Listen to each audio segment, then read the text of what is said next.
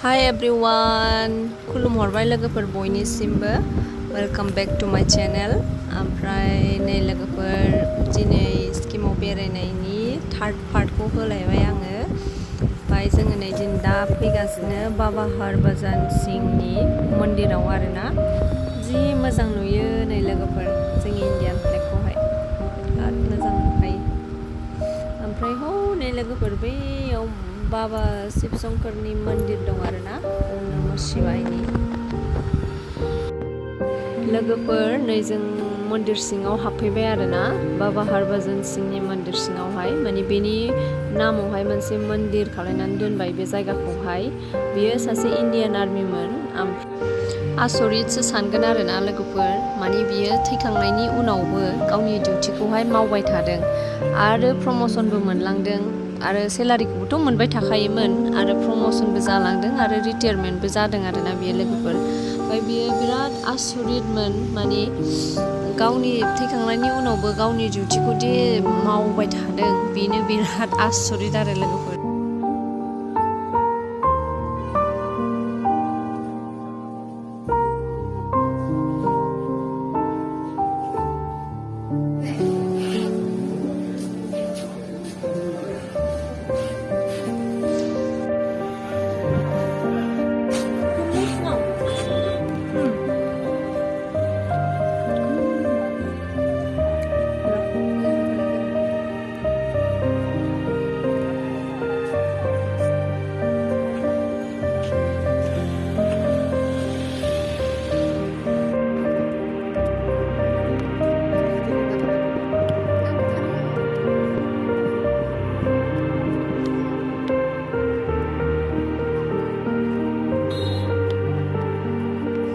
नै लोगोफोर बेवहाय केन्टिन बायदि दं आरोना बिदिनो बेवहाय मेगि बिदिनो माबा जाग्रा मोनो आरो फैयोबा जाफैनो हागोन बेयाव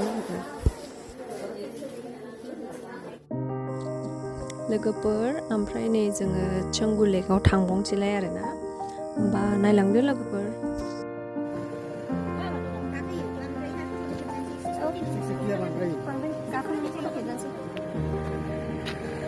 अपनी जाएगा उसके हिसाब से थोड़ा डिस्काउंट भी हो जाएगा। नहीं जाएंगे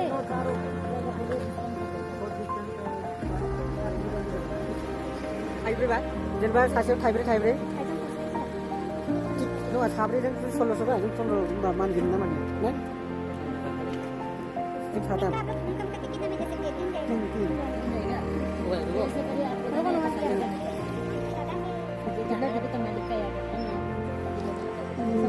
लोगोफोर जोङो सफैबाय आरोना चंगु लेकआवहाय। ओमफ्राय जोङो याक गाखोनो थाखाय दाम दर खालायगासिनो आरो माने दामखौहाय एसे खमायगासिनो आरो जोङो।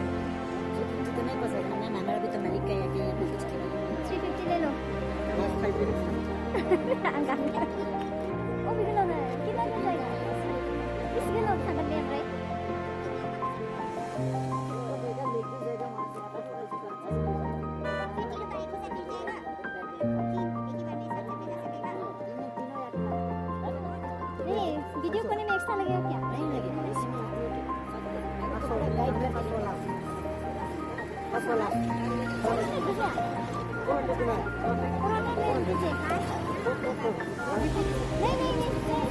400 ले लो भैया। दा गाखोनो नागिरबाय आरोना जों लोगोफोर माने 400आव फिक्स जाबाय आरो खुनुरुखुम बिसोरो माने 500 लानो होनबाय थादोंमोन ओमफ्राय जोङो खमायथाबनानै 400आव गाखोनो मोनसिगोन आरो। दा फैबाय जखन खनसे गाखोनायनानै थांसै ना लोगोफोर ना मा होनो?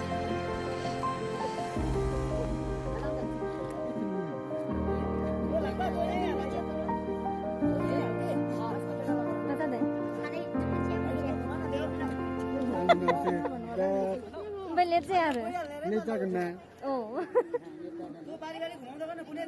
आं बैयाव गाखोनोसै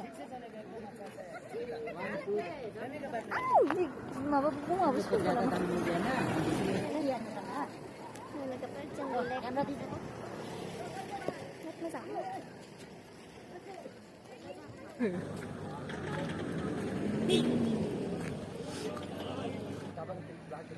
गुसु ओरैबायदि गुसुखा जाबावबो गन्थंखौनो बोखारनो हाला बुस्थुआनो सैमाफ्राबो नायलाय बिसोरना मोजां मोजां स्ट्रिट डगफ्रानो बिराद मोजां मोजां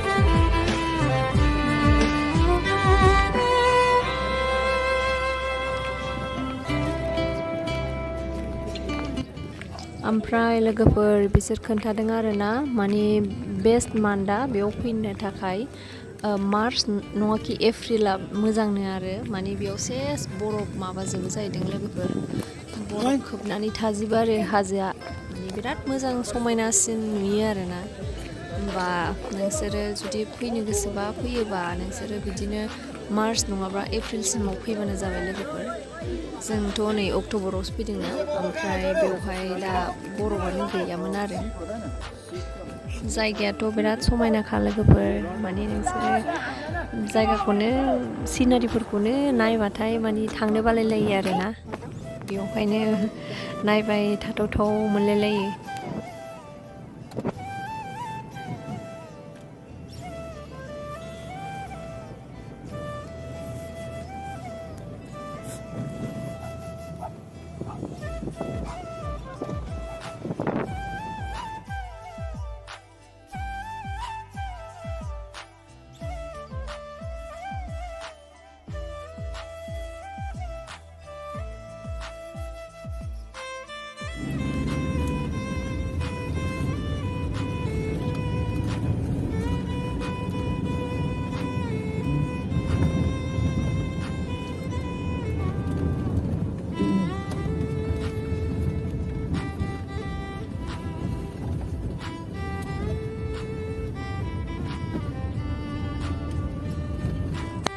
सफैगौ मोनाफैबाय लोगोफोर ओमफ्राय नै जोङो हटेलावहाय थांनानै एसे फ्रेश जानानै आरो नैबे खाथियावनो मन्दिर दंमोन मोनसे बे मन्दिरावहाय हाबफैबाय आरो लोगोफोर जोङो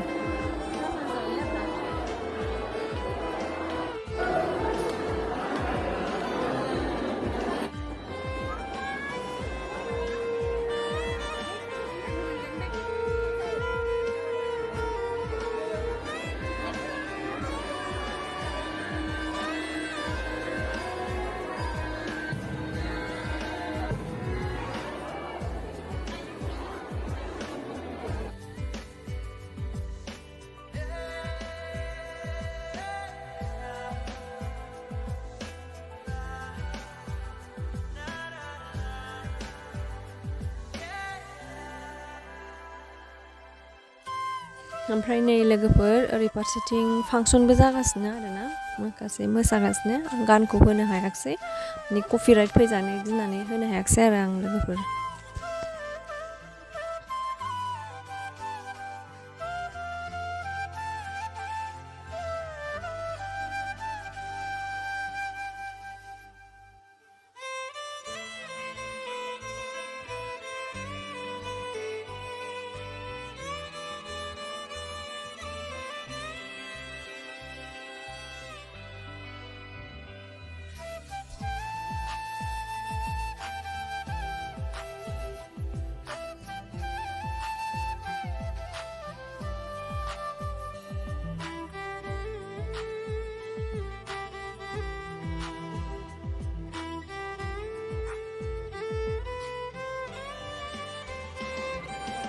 ओमफ्राय नै जों बिथिंजायहाय प्रसाद जानो फैबाय आरो लोगोफोर। ओमफ्राय ओंखामबो माने जि उखैनाय मोनखाबायमोन, माने दहाय सानावहाय मम' जानायनिफ्रायनो जेबो जानाय जायाखैमोन ना। ओमफ्राय ओंखामबो जि उखैनायजों जाबजों ओरै प्रसाद राननाय नुहुरनानै प्रसादखौ जानो हाबफैबाय आरो जोङो।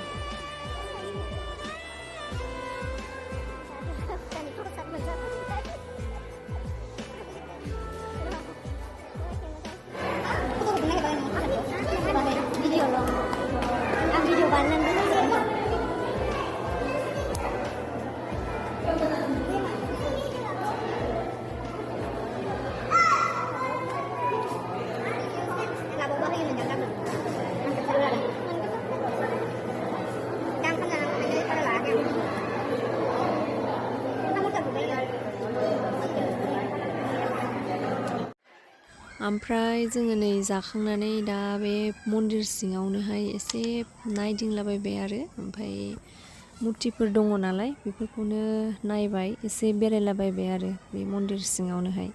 ओमफ्राय एसे फटकबो लाबाय आरोना जोङो लोगोफोर। नै जि मोजां डिजाइनाबो, माने मोजां डेक'रेट खालायनानै दोनथारदों आरो, बेखौनो नायबाय एसे। ओमफ्राय नै लोगोफोर जोङो MG मार्गआवहाय हाबफैबाय आरोना दसे। ओमफ्राय नै जि मोजांखा बेबो, जिरायनानै थाबाय थाथावथाव आरो जायगायानो। माने हटेलावनो थांनो बालायलायो बेयाव फैनानै जिरायफैबाथाय। जों थानाया बे खाथियावनोखा नालाय, ओमफ्राय बेवहाय सम सम जिरायफैयो आरो जोङो। दा ओरैबायदि मोजां क्लिन ना जायगाया, गारि मथरबोथ' खारा नालाय बेजों। ओमफ्राय बिराद मोजां आरो। दा मानसिफ्रा मेरला बिदिनो फैनानै जिरायफैयो, फटक लाफैयो आरो लोगोफोर। बेयो जा समायनाखा MG मार्ग आरो, जि मोजां डेक'रेसन खालायनानै दोनो।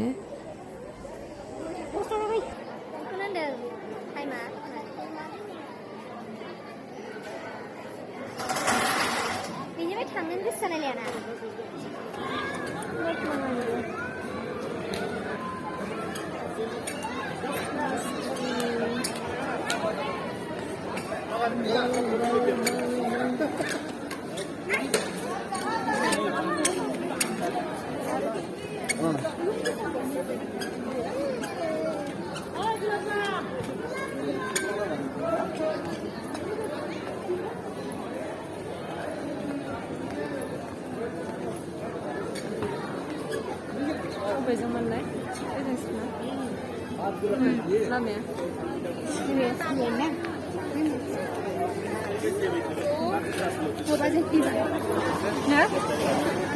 लानो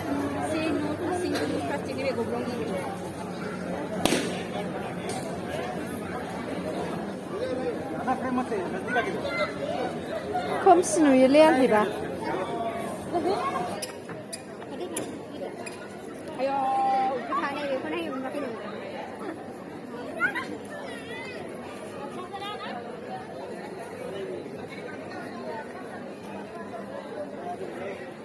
बेयाव थाफैबाथाय थांनोनो गोसो जालायलाया, जि मोजां मोनो बोरैबा साइसनि।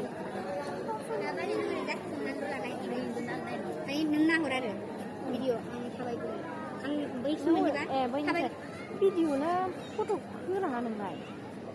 नोंखौ खालामदोसो होनदां। जायाखै थांफिनदो फट' मारै फैखो। मामा फैदो आं